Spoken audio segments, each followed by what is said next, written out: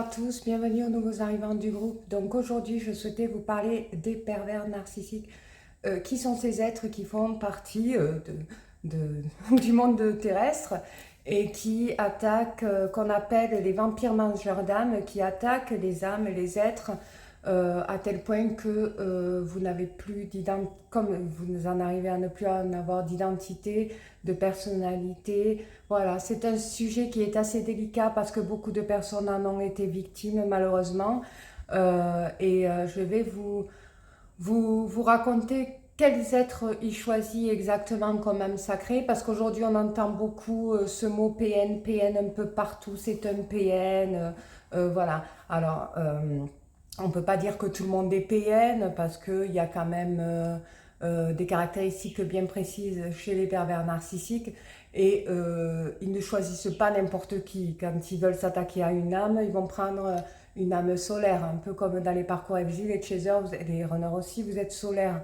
Donc vous pouvez avoir quelqu'un de la famille, un père, une mère, ou avoir un petit ami qui est pervers narcissique que vous avez déjà rencontré dans votre vie, et c'est en fonction de votre chronologie de vie. Donc comme je travaille dans les chronologies de vie, justement je vais vous raconter comment fonctionne cette énergie qui vous attise vers ce personnage. Ce personnage a un rôle nécessaire pour votre être intérieur, et je souhaitais vous raconter comment ça se passe.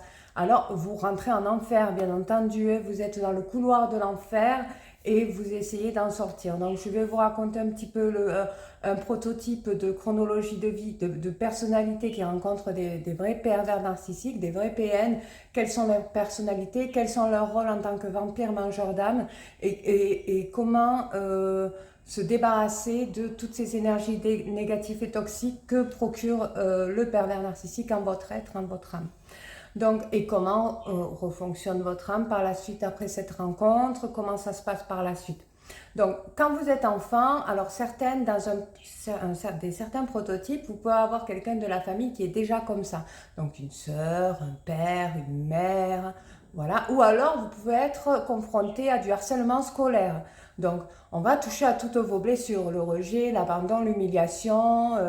Il y a des personnes qui sont différentes, hein, et que comme ils sont différents, ça ne se voit pas, mais par contre, les enfants, ils voient tout. Le moindre défaut, le moindre truc qui n'est pas comme eux, ils le voient. Et il suffit que vous soyez autiste et que ça ne se voit pas l'autisme, hein. Vous ne parlez pas, vous êtes différent d'eux. Donc, on va vous catégoriser, on va vous humilier, vous rejeter. Vous pouvez être victime de violences psychologiques, physiques à l'école primaire, et ça remonte jusqu'à un arrêt quand même, hein, parce qu'à un moment donné, ça t'arrête. Donc, les 7 premières années de votre vie, tous les hypnothérapeutes, et moi aussi je vous le dis, vous enregistrez toutes les vibrations, qu'elles soient positives ou qu'elles soient négatives. Ces vibrations s'enregistrent dans votre glande pinéale. Et c'est avec ces vibrations-là, des 7 premières années de votre vie, que vous allez fonctionner dans toute votre vie, en fait. Donc, si vous vous êtes laissé faire, voilà, par vos camarades et tout ça, que vous ne vous êtes jamais défendu, ça va vous rattraper, votre être va vous rattraper jusqu'à que vous vous défendez. Donc, qu'est-ce qui se passe dans votre chronologie de vie ? Quand vous avez vécu ça les 7 premières années de votre vie, vous allez rencontrer des expériences avec des personnes dans le relationnel qui vont vous faire vivre ces blessures. Voilà. Alors, à l'adolescence, vous commencez à grandir, donc vous vous développez, vous vous exprimez un peu plus, donc du coup, vous allez rencontrer beaucoup plus des personnalités d'amitié possessive, donc des gens qui vont dire, des personnes qui vont dire, il faut faire comme moi, si t'es pas mon ami, c'est terminé, on se parle plus, je ne veux pas que tu sortes avec lui, je ne veux pas que tu fasses ça, il faut que vous fassiez en fonction de vos amis, et puis ensuite, vous vous détachez un petit peu de tout ça, vous devenez de plus en plus autonome, et c'est là où vous rencontrez le pervers narcissique. Donc, comment il choisit sa proie? Alors, en règle générale, le pervers narcissique ne choisit pas n'importe qui. Il peut choisir quelqu'un qui a un haut potentiel verbal, un haut potentiel, tout un QI bien élevé.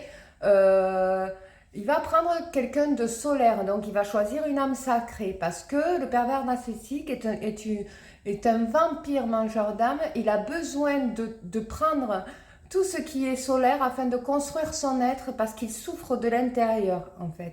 C'est un enfant à plusieurs masques qui joue la comédie pour briller parce qu'il a besoin d'attention. Donc pour lui, exister, c'est écraser les autres pour pouvoir se sentir puissant, avoir de la puissance sur les autres.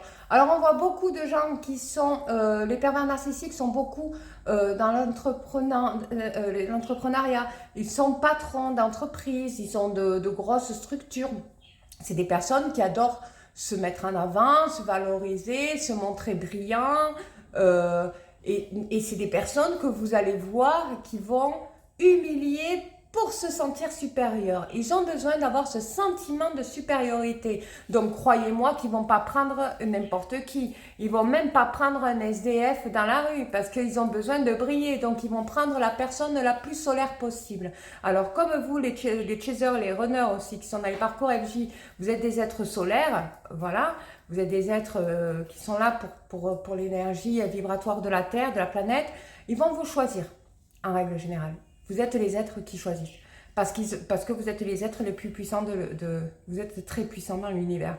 Donc en gros, si vous voulez, l'énergie bovis au niveau du cœur est tellement puissante, ils le ressentent et ils savent que cette énergie peuvent leur apporter et peuvent leur permettre d'apporter des bénéfices dans leur être, dans leur monde, dans leur entreprise et tout ça. Et tout ça, c'est subconscient en fait.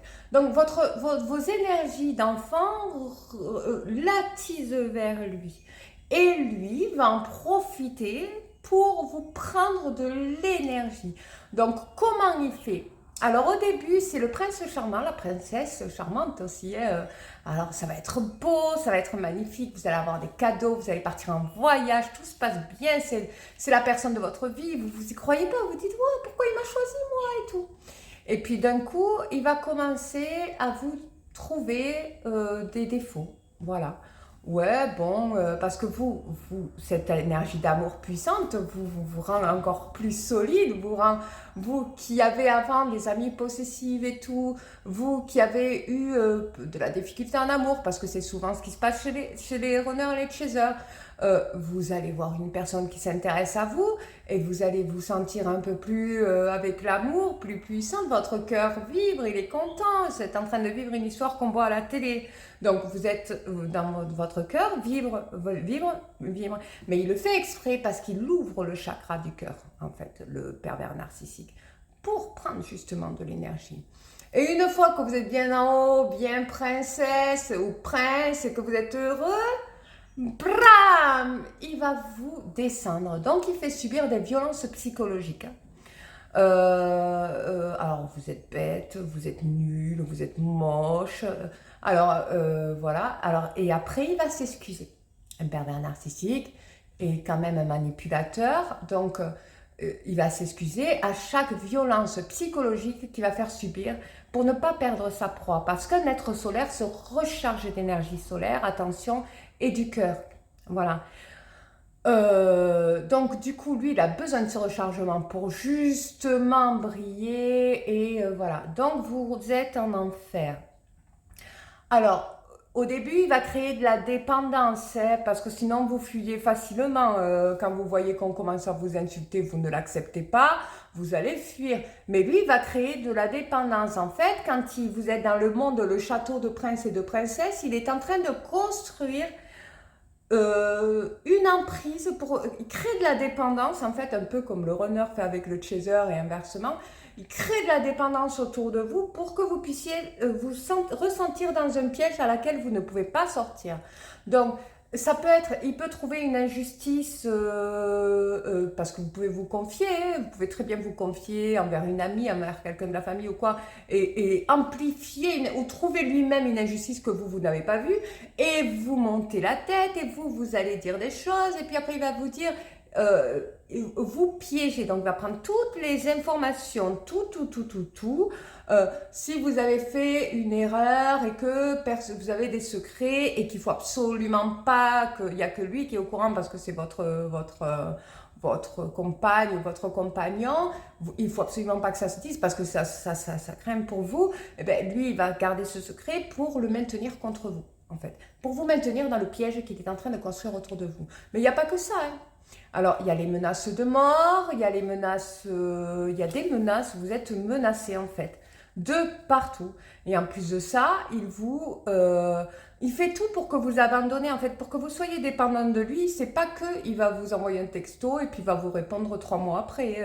Il va pas apparaître et disparaître. Ça, il peut le faire, le pervers narcissique, mais au début, il fait pas ça. En fait, pour créer de la dépendance, il vous fait arrêter votre travail. Par exemple, il va acheter une maison à laquelle il va s'y mettre tout seul et vous allez vivre avec lui sans salaire, sans rien. Donc s'il vous quitte, vous pouvez vous retrouver à la rue. Mais comme vous lui faites confiance parce qu'il a construit un château autour de vous, parce que c'est le prince ou la princesse charmante, ben, vous vous dites je risque rien, de toute façon je suis en sécurité, je suis avec une personne qui est entreprenante, qui a son entreprise, avec qui peux me sentir en sécurité financière, je n'ai plus besoin de travailler, il me le propose. Donc en gros, vous allez vous sentir en sécurité. Donc, il va vous faire ressentir cette sécurité qui va vous mettre en danger. Donc, en gros, vous allez être dépendant de lui ou d'elle. Donc, en gros, si vous n'êtes plus avec lui ou elle, vous allez vous retrouver à la rue. Donc, voilà. Donc, dans sa première emprise, quand il crée de la dépendance, il commence à faire ça. Dans la deuxième emprise, il vous fâche avec toute votre famille. Donc, en gros, pour créer de la dépendance, il vous fâche avec vos familles pour plus que vous ayez de lien, en fait. Donc, il va créer des histoires ressuscitées, il va vous monter la tête et vous manipuler pour plus que vous ayez de contact avec vos proches qui pourraient vous sauver de cette situation. Mais vous êtes encore obnubilé par cette histoire de château et de prince charmant, donc vous vous laissez embobiner, en fait.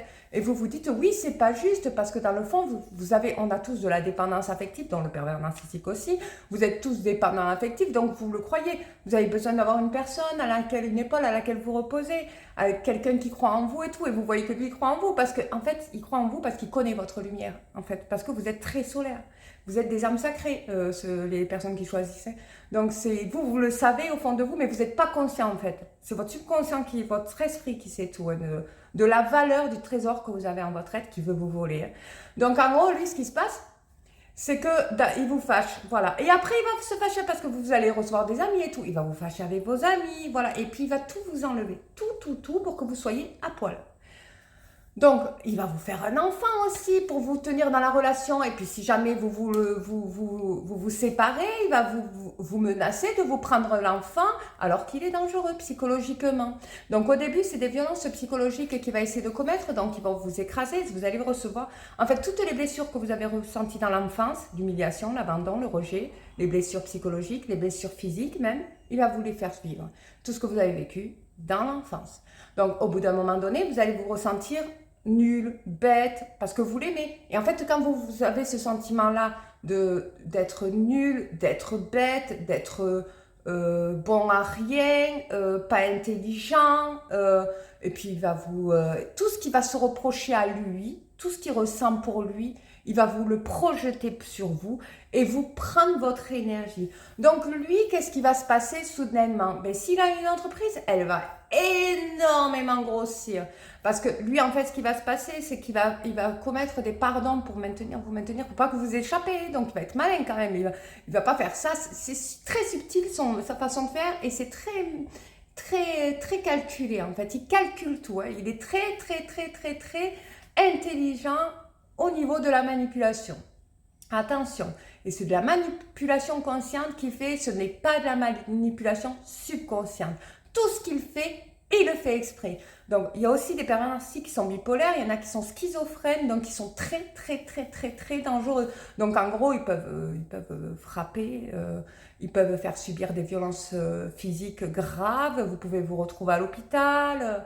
Alors, au début, les violences psychologiques, vous savez pas ce que c'est, donc vous vous dites, bon, c'est une dispute de couple et tout.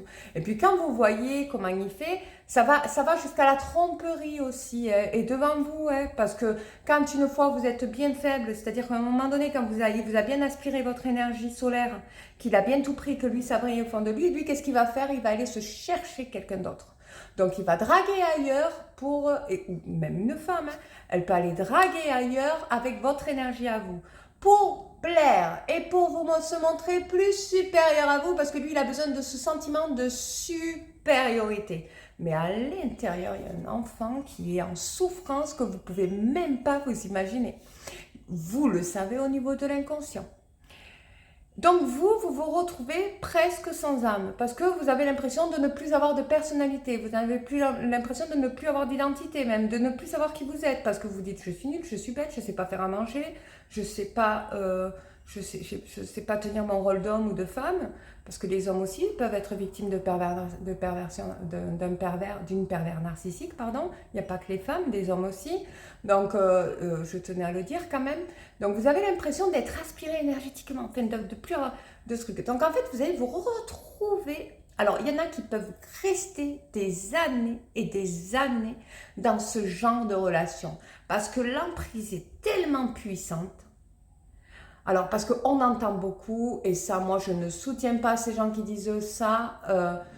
Euh, Franchement, il ou elle a bien cherché, il aurait pu s'échapper. Eh ben non, ce n'est pas facile.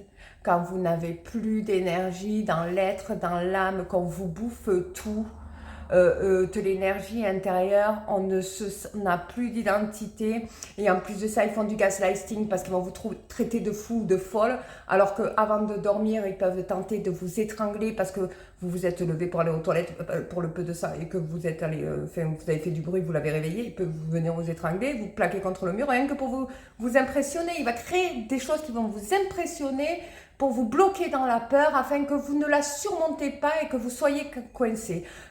Il peut même, vous avez un bébé, vous avez un enfant avec, vous devez vous réveiller pour lui donner le bibi à votre bébé. Ben, si vous faites du bruit, si vous laissez trop l'enfant pleurer, ben, il peut vous plaquer contre le mur et tenter de vous étrangler, et à plusieurs reprises. Voilà.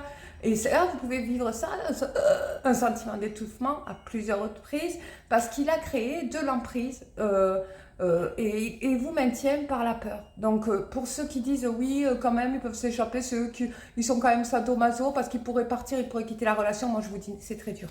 Voilà. Vous êtes en enfer. Et vous vivez, vous traversez le couloir de l'enfer. Alors, pourquoi vous vivez ça? Pas que parce que vous êtes des âmes sacrées, parce que vous êtes des âmes solaires, oui, c'est vrai, mais pas que. Parce qu'en fait, quand vous étiez enfant, que vous avez vécu toutes ces drames, toutes ces énergies-là, de négatif, de rejet, d'humiliation, tout ça, ça s'est enregistré, comme je vous ai dit au début de la glande pinéale. Qu'est-ce qui s'est passé? En fait, le pervers narcissique, dans le rôle, et si on voit les choses positivement, c'est le diable. On va dire c'est le diable. C'est comme un diable qui essaie de vous attaquer. Mais en fait, le comportement qu'il a envers vous, il essaie de vous détruire. En fait, mais quand il vous détruit, il détruit aussi ce que vous avez vécu pendant l'enfance. C'est-à-dire que quand vous n'avez plus d'identité, vous n'avez plus de souvenirs, vous n'avez plus de mémoire de qui vous êtes, il vous remet à zéro.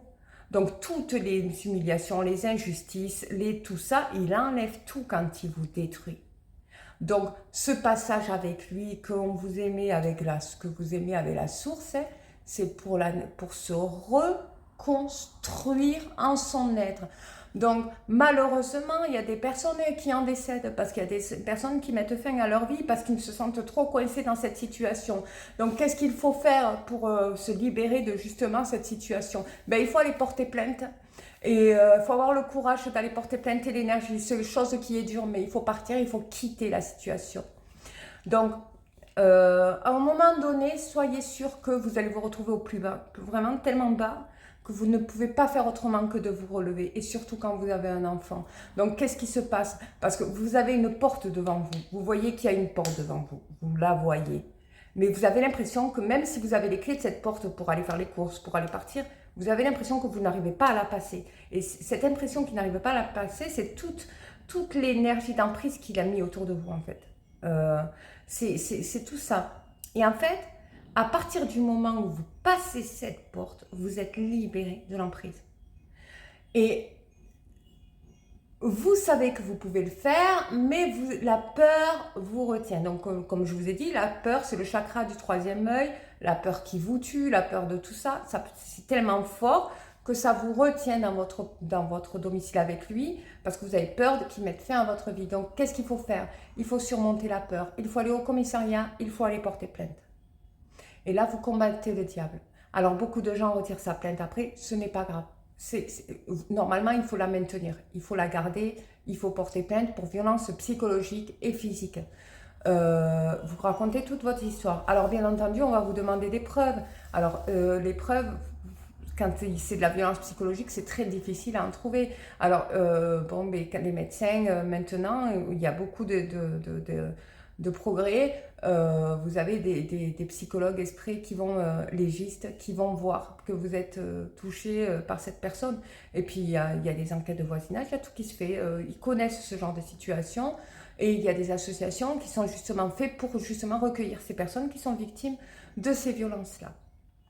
Donc une fois que vous avez porté plainte et que vous vous êtes enfui de cette situation, vous allez retrouver un trou de mémoire, en fait. Une fois que vous êtes heureux, que vous essayez de retrouver un toit avec votre enfant ou tout seul, hein, que vous essayez, parce que vous êtes vide, en fait. Vous êtes comme une carafe qui était remplie, mais là, vide complètement. En fait, vous savez plus qui vous êtes, vous retournez dans votre famille, mais vous reconnaissez plus rien. Vous avez l'impression que votre vie est là complètement, vous la reconnaissez pas, vous reconnaissez pas les endroits où vous étiez avant. Donc, voilà, et vous arrivez même pas, en fait, vous n'arrivez pas à vous confier. Vous n'arrivez pas à raconter ce que vous avez, parce que quand vous allez vous faire un dépôt de plainte, on va vous demander de raconter qu'est-ce qui s'est passé. Alors vous allez essayer de dire les grandes lignes, mais vous allez passer plusieurs détails parce que ça va être très compliqué. Parce qu'en fait, il y a tellement de violence et de pardon, et de demande de pardon, il y a tellement de violence, parce que vous êtes vraiment en enfer, que c'est très dur le cerveau se met automatiquement en système d'autodéfense, c'est-à-dire qu'il va se mettre en sécurité pour ne pas que les émotions revivent ce que vous avez vécu dans le moment. Alors beaucoup de gens disent, moi je trouve que c'est plus dur de vivre de la violence psychologique que de la violence physique. Dans les deux cas, c'est interdit. Donc il faut vraiment faire un dépôt. Donc qu'est-ce qui se passe quand il y a un dépôt? Ben, il y a un jugement et tout ça. Et puis en fait, comme vous êtes vide à l'intérieur, c'est vrai que vous vous dites, pour traverser tout ça, il faut que je retrouve la force. Donc ceux qui retirent leur plainte, c'est parce qu'ils n'arrivent pas, ils ont peur de ne pas avoir la force, ils ont tellement été menacés, en plus ils ont été traités de fous, de folles, de tout ça, que eux, ils ont touché à la psychologie de la personne. Donc ils se disent, si je me retrouve au tribunal et que j'ai un trou, comment je vais faire pour me battre, pour raconter la vérité? J'ai aucune preuve, parce qu'il en faut en plus. Donc vous allez essayer de vous reconstruire et votre cerveau va se mettre en sécurité. C'est ce qui se passe en règle générale. Donc en gros, vous avez comme un trou de mémoire. Donc il faut aller consulter une psychologue. Voilà. Et donc là, la psychologue, elle va vous aider à essayer de raconter votre histoire. C'est hyper important de la raconter. Alors ce qui peut se passer, c'est que vous n'avez aucun souvenir, vous n'avez que des petites lignes. Et c'est très compliqué, hein, quand on a subi des violences, d'essayer de les revivre avec les mots, parce que votre cerveau risque ça risque de remuer en fait. Mais c'est ce qu'il faut faire, parce que si vous ne le faites pas, ça se bloque, et ce qui peut se passer, c'est que ça peut se provoquer des crises d'angoisse. Donc pourquoi? Parce que vous êtes une âme solaire et sacrée. Qu'est-ce qui se passe? Mais il se passe que toutes les énergies ont été détruites, dont des énergies que vous avez vécues négatives de votre enfance, pour que vous puissiez vous reconstruire. Et là, quand je vous parle, c'est pas le père narcissique consciemment qui a fait ça. Il n'a pas fait ça consciemment. Il est malade. Voilà, ce n'est pas conscient. C'est énergétiquement. C'est énergétique en fait. Donc, vous allez vous reconstruire brique par brique. Donc, vous avez traversé le couloir de l'enfer. Vous avez battu le diable, mais le diable, vous l'avez battu que quand il disparaît de vos pensées et que votre chakra du troisième œil, là, l'ajna, ne s'ouvre plus quand vous entendez parler de lui. Il est bloqué. Le diable et tous les êtres négatifs se nourrissent de la peur. N'importe quelle personne sur cette terre qui vous en veulent, qui vous veulent du mal, qui sont jaloux de vous, qui essaient de vous vraiment de vous détruire, parce que vous brillez, parce qu'ils sont jaloux, parce qu'ils veulent de votre énergie, parce qu'ils veulent vous la voler, hein, tout simplement, et qu'ils veulent essayer de vous détruire par les mots, pour se dire être plus intelligent que vous, ou parce que voilà, ils aimeraient être à votre place. Sachez une chose, c'est que si vous commencez à avoir le cardio qui bat et que ça ouvre votre chakra du troisième œil, vous êtes confronté à cette personne. Vous n'avez pas besoin, après avoir passé le couloir de l'enfer et avoir combattu le diable, d'ouvrir le chakra du troisième œil pour ce genre de personnes. Vous allez traverser l'enfer. Normalement, ça ne devrait même pas vous toucher émotionnellement. Donc, il faut leur apporter paix et bonheur, et aux pervers narcissiques aussi. Paix, amour, lumière, bonheur, joie, pour qu'ils puissent s'en aller de vos émotions. Donc voilà, donc c'est très compliqué de pardonner, ça je vous l'accorde, et en plus quand vous avez des enfants en commun, ça peut être encore plus compliqué, mais malheureusement au niveau du subconscient, le subconscient fait apparaître tout ce qui est enregistré, que ce soit positif ou négatif. Donc si vous lui voulez du mal et tout ça, il va pas arrêter d'essayer de vous faire du mal. Par contre, si vous lui souhaitez du bonheur et de l'amour, lui, s'il vit du bonheur, de l'amour, une autre preuve, même si vous ne souhaitez pas qu'une autre personne soit sous l'emprise de lui, s'il arrive à se sortir de sa situation, ben, en fait, avec amour, bonheur et paix, eh ben, en fait, vous n'êtes plus, il sera occupé par tout ça, cette énergie-là qu'il veut prendre. Donc, il ne sera plus sur votre champ de vision, en fait. C'est comme ça que vous combattez tous les démons. Et c'est comme ça que vous combattez tous les êtres négatifs. Vous les combattez en surmontant vos peurs, en vous disant, j'apporte de l'amour et de la paix, de la lumière à ces gens-là.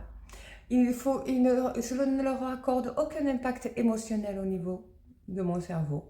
Et voilà. Alors, qu'est-ce qui se passe après les rencontres d'âme après? Ben, vous pouvez rencontrer le runner après le pervers narcissique. Et le runner vient pour vérifier si vous vous êtes bien reconstruit par le biais de vos briques que vous avez mis en votre être après la rencontre, après le pervers narcissique. Donc, il peut avoir un comportement quand il fuit, qui revient, que vous avez l'impression qu'il vous manque de respect, qui vous gêne en fait. Donc, le renard arrive dans votre vie et essaie de vous de susciter chez vous, enfin de vérifier il va toucher à tout ce que vous avez reconstruit. Donc, il va voir si tout est solide. Et si tout est solide, normalement, vous êtes censé savoir vous mettre en mécanisme d'autodéfense dans les vidéos que je vous ai mis juste avant. Donc, il y a des choses acceptables. Vous savez poser vos limites. Vous dites non, moi, là, ça, ton comportement là de fuyeur, moi, j'accepte pas. Tu ne peux pas partir et revenir comme ça en me disant, mais être bien avec moi, mais que je te manque et tout. Je suis pas un objet. Je ne suis pas un chien qui doit attendre à la maison. Vous avez le droit de parler comme ça.